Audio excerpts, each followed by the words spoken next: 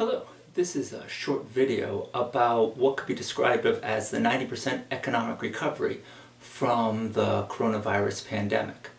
As we all know, the economy has contracted significantly since the pandemic began and the country is shut down. And one of the big debates right now amongst economists is how will the economy recover? Now, this video is going to be trying to explain that economic recovery, or at least one idea of that economic recovery, using the Aggregate Supply, Aggregate Demand model. The inspiration for this video and the concept of the 90% economy was from The Economist magazine 2 weeks ago when they ran this cover and basically talking about how the economy will come most of the way back, but not completely back from the coronavirus recession. And this got me thinking about, well, how would you model this out? How would you go about explaining this? And the most convenient model to use is the Aggregate Supply, Aggregate Demand model used in most introductory economics classes. Now, the Aggregate Supply, Aggregate Demand model is a simple model, but being simple actually makes it quite useful to what we're trying to do here, which is explaining an economic phenomenon. And basically there's three parts of the model that we're going to be paying attention to.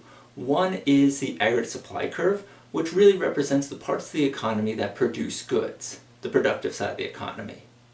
There's also the aggregate demand side of the economy. That's the part of the economy that use goods. Typically we can think of this as consumers, business investment, and government. The things that are produced in the economy, where do they end up being used? And as sort of our center of gravity in the economy, we can think about potential output, or what is the full employment level of output in the economy. And this idea can kind of be thought of as where we began before the crisis, when the economy was doing really well. Now, the usefulness of the Aggregate Supply, Aggregate Demand model is that it allows us to think about the core macroeconomic conditions we're usually interested in following. That is economic output, GDP, the level of unemployment, and also the level of inflation in the economy. Now, the basic setup of the Aggregate Supply, Aggregate Demand model has aggregate demand, shown here in the red, a downward sloping curve, and aggregate supply as an upward sloping curve. And again, aggregate supply is basically production, basically the labor and the capital that the economy has to produce things, and aggregate demand is the consumption and investment and government spending. Now, when economists talk about the macroeconomy, they often use this idea of equilibrium. Equilibrium is the level of economic output indicated by the intersection of aggregate supply and aggregate demand. That equilibrium level tells us the amount of economic output going on in the economy and also the level of inflation in the economy. Now, this is what we might consider the real amount of economic output in the economy at any point. Now, when we think about the real economy, we always compare it to potential. What are we really doing versus what we could potentially be doing?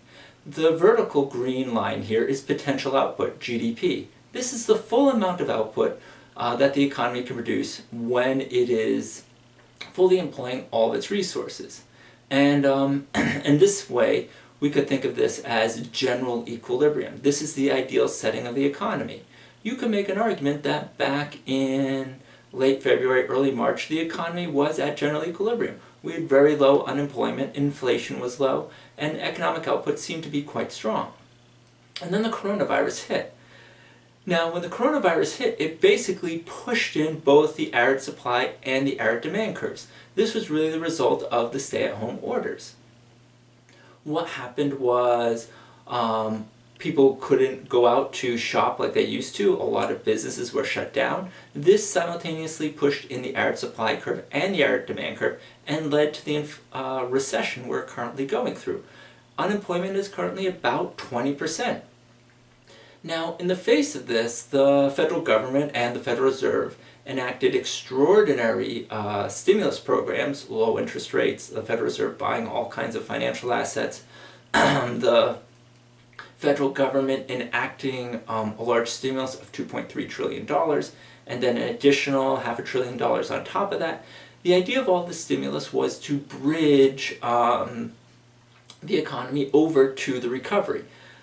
A lot of economists considered this to be, the current recession to be kind of like the economy in a coma.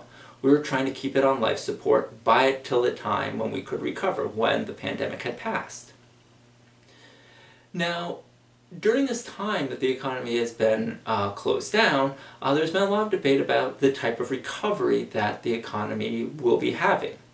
The basic four descriptors that people have been using has been sort of the letters of the alphabet, hence we can talk about the alphabet shape of the recovery. There is the V shape, the idea that we're going to have a sudden decline followed by a strong recovery. This is what you generally hear coming out of the Trump administration. You have the idea of a U-shaped recovery, sudden decline and then a slow protracted recovery, sort of like what we saw coming out of the 2008-2009 financial crisis and the long recession that followed. There has been talk of an L-shaped recovery. This is a sudden decline and then no recovery. Think depression, right? We go down and we just don't recover. And then something that has sort of gained more sway now with the concerns of a second wave of the pandemic has been the W-shape recovery, where the economy goes down, starts recovery, then goes down again because of a second wave, then another recovery, and that could be repeated with multiple waves of the pandemic. I don't think that these letters really describe the more realistic, what we might consider incomplete recovery of the economy. That is that 90% recovery described by The Economist magazine. Now, the idea of the 90% recovery would be, it doesn't have a clear letter associated with it. I think the best way to think about it is kind of a weird square root symbol. The idea is that the economy drops down at first and drops down strong, like we have seen, and then it begins its recovery. And the first part of the recovery is a V-shaped recovery. The economy starts to shoot back quite quickly, and it seems like we're doing really well.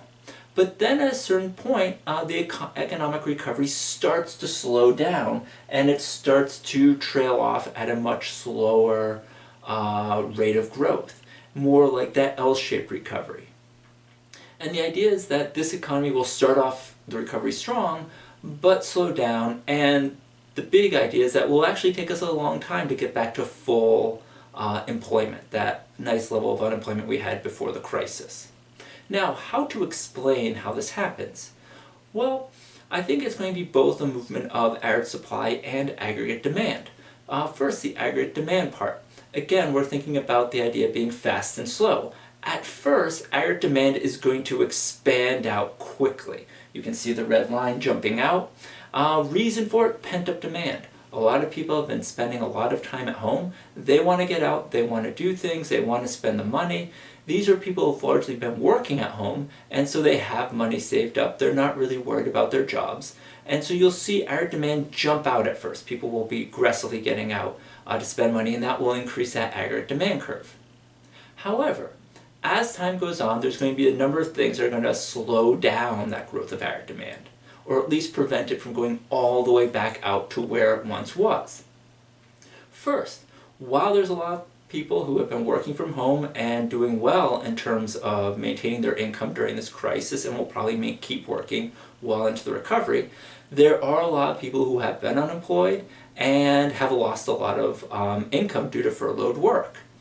Now, most people, a considerable number of people, have been able to get unemployment, but in large parts of this country, a lot of people have not been able to tap into those unemployment benefits. It's not clear how long it's going to take them to tap into unemployment benefits, and so as a result, they're not really going to have the money on hand to spend to really push out that aggregate demand.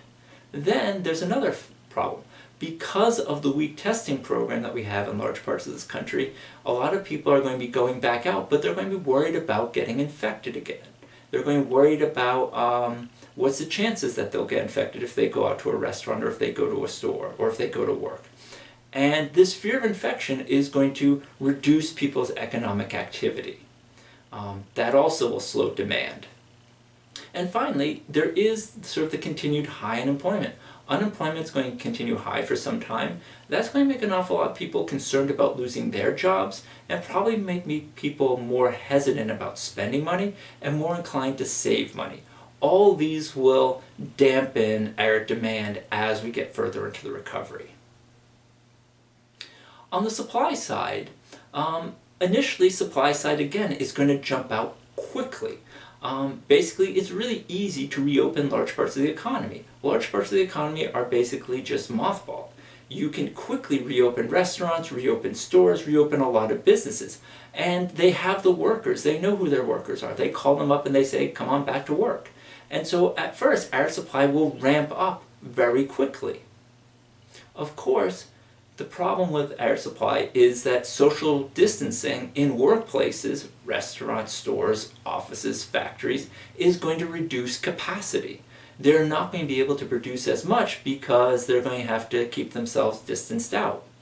That's going to slow down the ability of the economy to produce things. Just think quite simply about what a restaurant will be able to produce, be able to supply to the economy if it can only use half of its booths, right? It's going to, or half of its tables. It's going to be able to produce much less. In addition, an awful lot of companies have suffered terribly. Their balance sheets are terribly out of whack as a result of this crisis.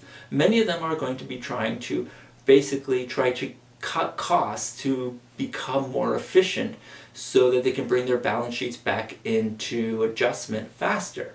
That's going to actually result in a reduction of capacity. They're not going to be able to produce as much because they're not going to have as much workers, they're not going to have as much capital on hand, right? You can start to see this happening with some industries already talking about closing down locations and probably laying off significant numbers of workers even after the recovery begins.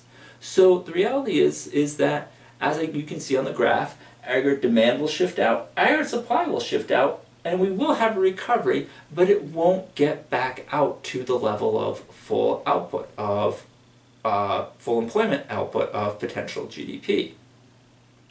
Now, this creates a problem because if we don't have a full recovery, we can actually run into the problem of potential output, potential GDP actually contracting. Why would this happen? Why would we lose potential? Well, part of it is because the workers who are not reemployed again, industrial capacities, retail capacity that is not used, it degrades. No one's going to be taking care of it. Workers' skills go down. It becomes harder for them to get back into the workforce. Many of these workers will become discouraged and leave the workforce. They'll give up looking for work.